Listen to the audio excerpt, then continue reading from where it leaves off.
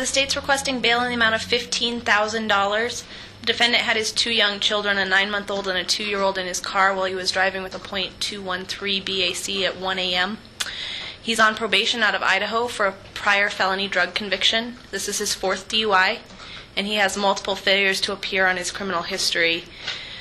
As you heard, Your Honor, he has no ties to the Missoula community. He's based out of Coeur d'Alene and Hayden, Idaho. We believe he's a threat to community safety and a threat to the safety of his own children. Your Honor, in this case, the state's going to request bail in the amount of $20,000. Defendant was charged with robbery and disorderly conduct. With regard to the robbery, he approached a victim at the bus station, demanded cash, and then punched the victim in the face 15 to 20 times. The victim had noticeable abrasions on his face and was bleeding from his ear, and the victim also claimed he believed the defendant was wearing brass knuckles at the time of the attack. Defendant then left the scene and got into a wrestling match outside of the Oxford with someone. He was too intoxicated for officers to interview after the events occurred.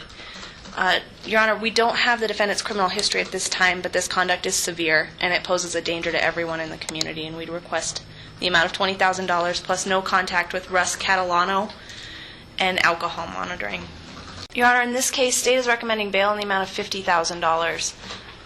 Defendant was charged with possession with intent to distribute. He had over 4 pounds of marijuana, possession of dangerous drugs including methamphetamine, drug paraphernalia, and endangering the welfare of a child by exposing a 17-year-old boy he met in California to meth and methamphetamine paraphernalia.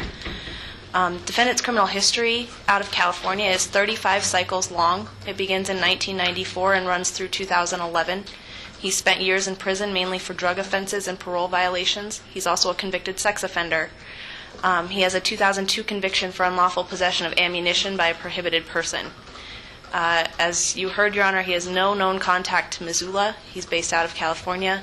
The reason for him being here was to sell marijuana and to establish a customer list he could mail marijuana to in the future.